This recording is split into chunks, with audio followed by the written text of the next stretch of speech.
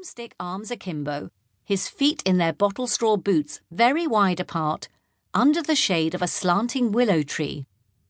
The Scarecrow was wearing his usual clothes: old coat, old trousers, old bowler hat, old blue shirt, and tarred string braces. He was leaning against the tree and staring into the water. He did not move when Susan shouted, "Worzel Gummidge! Worzel Gummidge!" nor when John flopped down onto the bank beside him. "We've got a fortnight's holiday," said John. "Aren't you pleased to see us?" "I've not seen you yet," replied Worzel Gummidge, "and I'm not likely to neither, not unless you gets into the water. I'm having a fishing holiday. Oh, aye, that's what I'm doing." He continued to stare into the water. "But you haven't got a rod, and you haven't got a line, and you haven't got a net." John looked up and down the bank. "You haven't even got a string and a bent pin. You can't be fishing." "I said I were having a fishing holiday. I didn't say I were fishing." "But," Susan joined in the argument, "it's the same thing." "No, it's not. When you fishes, you fishes. When you has a fishing holiday, you has a holiday from fishing. Stands to reason, don't it?" "No, it doesn't." Susan spoke very carefully because she was so afraid of being confused. "When my uncles have a fishing holiday, they fish all day long." "Oh, why?" agreed Gummidge rudely. "It only goes to show they're as awkward as you are. Everything upside down and t'other ways on." "I don't believe you've ever fished at all," said John. The slit of Worzel Gummidge's mouth lengthened into a smile. "Not I," he agreed. "I'm not so daft.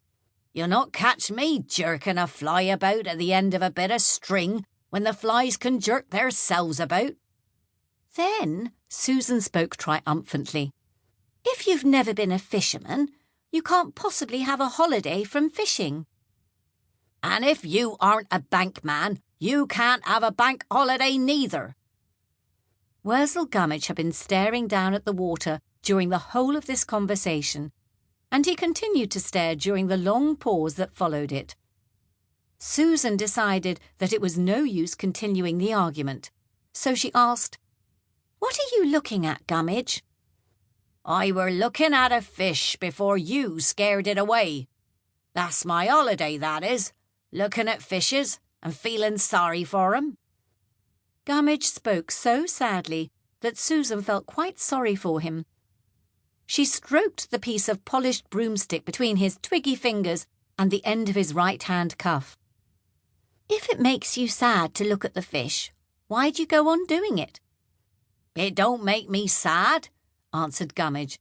"It makes me happy to think I'm not a fish. Ooh, aye, that's what it does.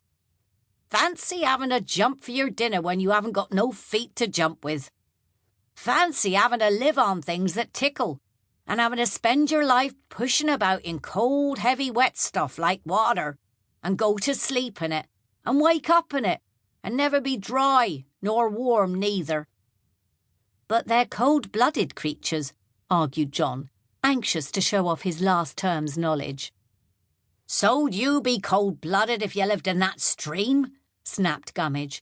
"Oh, aye, it makes me happy thinking I'm not a fish, and don't have to snap at dinners that fly in at one side of the mouth and out at the other. 'Tain't convenient. I dunno which should be the worst, eating the flies you do snap, or eating things the same shape as yourself." "What sort of things?" asked Susan. "Fish, of course. Fish eats fish, don't they? Fancy being a fish and swallowing a fish, and then—" Gummidge's voice trembled, and a few muddy tears trickled down his turnipy cheeks. "And then?" prompted Susan gently. "And then finding that the fish inside wanted to swim t'other way from what you wanted. Mostly they swallows 'em head first, so stands to reason the one that swallow wants to go t'other way. No room for it to turn round neither."